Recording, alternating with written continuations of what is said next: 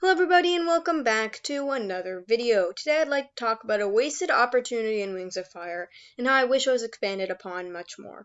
This video does contain spoilers for the Lost Continent, so please take that into consideration.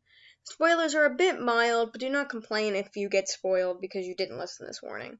Anyways, without further ado, let's get into the video. The Flamesilk Factory was something that immediately piqued my interest as soon as it was introduced in the Lost Continent. In case you don't know what it is or don't remember, the Flamesilk Factory is where Flamesilks get sent as soon as they are discovered with being able to produce fiery silk from their wrists.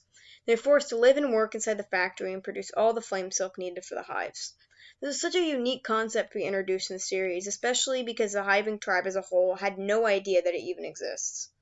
Even Cricket pointed out that she really didn't think about how they were actually getting all that precious flame silk. However, what really bothers me about this sub-storyline is that it was barely featured in Arc 3.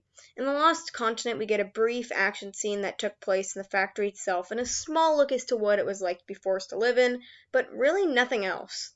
It was just a plot point to get the story moving and add in some extra layers to the Hiving and Silkwing tribes.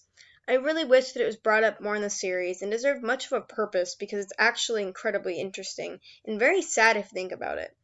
Admiral, aka Blue's father, had to write to Queen Wasp for over 4 years just to get her to change the policy that the Flamesilks had to be changed in the factory itself. If you think about it, not only is having them stuck there useful to Hivings for their actual flame silk so they can use it for industrial purposes, but also so they can contain any bit of a revolution. Flame silks can literally burn down the hives if they wanted to, as shown in other parts of Arc 3. Having them down there is sort of a way for Queen Wasp to contain what could possibly lead to the end of her reign if let loose. I think that the way the Silking tribe is treated as servants to the Hivewings is mentioned at a pretty decent amount, but the whole idea of the Flamesilk Factory is pretty overlooked in the third arc. Something as big as enslaving dragons could have been used to be a bigger plot thread than just a brief scene in Book 10. If I were Tui, I would have had Blue and the others actually go through with setting them free. Then they would work together with the Flamesilks to help take over Queen Wasp, with them actually having a reason to want to go against her. I really wish the other Flamesilks in the factory would have been given more of a personality and had more of an issue with being kept down there and contained. Anyway, that's pretty much all I have for this video. It was more of a rant on how I wish the Flamesilk Factory was more important than it actually is, and how I would improve it to work like that.